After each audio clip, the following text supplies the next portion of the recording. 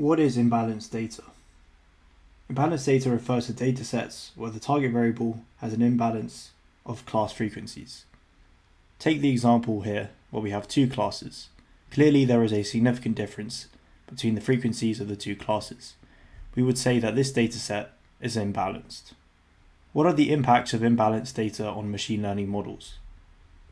First, models can ignore the minority class when being trained.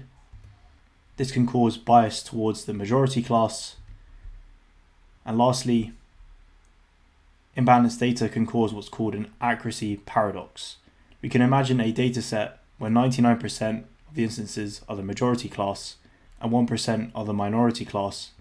If we predict the majority class 100% of the time, then we would have an accuracy of 99%.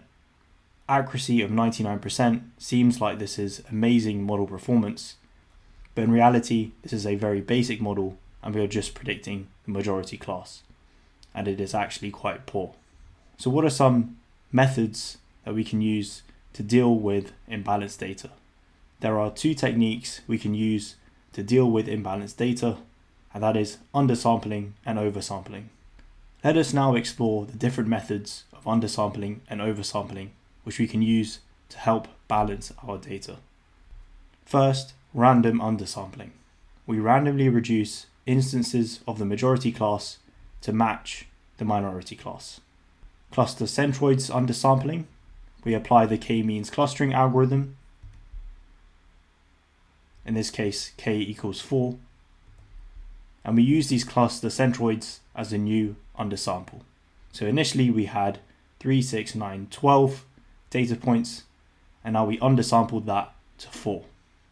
In this example, we are just working with 2 features, but we can imagine this occurring for n features, applying k-means clustering on a higher dimension dataset. Next, atomic links undersampling. We find data points that are of the minority and majority class that are nearest neighbors to each other, and we simply remove the instances that are of the majority class. So here we are removing 4 instances.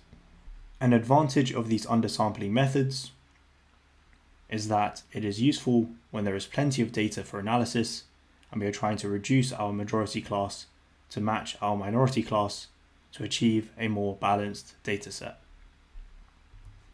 A disadvantage, however, is that we are potentially losing useful information. Let us now explore 2 techniques for oversampling our data. So that is increasing our minority class to try to match our majority class. First, random oversampling. We take random samples with replacement from the minority class. For example, if we had 10 observations, we can produce an extra 4 instances here by taking from these 10 observations and resampling. If we wanted to, we could produce another 10 instances or another 20.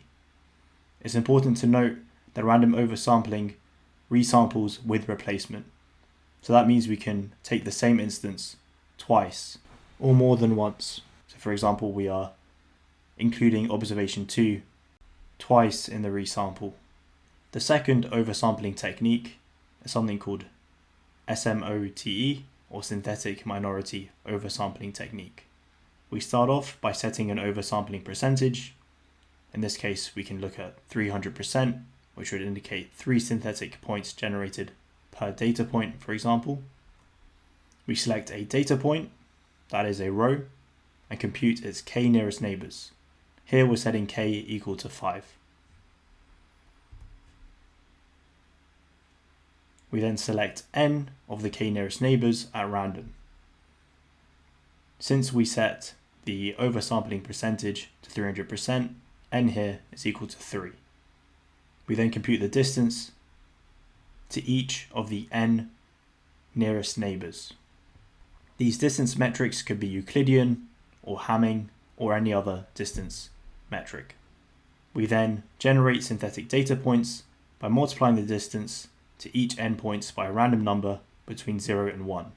So here we are generating 3 synthetic data points along the line that attaches our selected data point to each of the n nearest neighbours.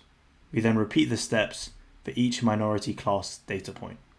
So we select a data point or a row, we calculate the distance this data point is to n of the k nearest neighbours, and we set n here to 3 and k to 5. We then generate a synthetic data point for each of these lines.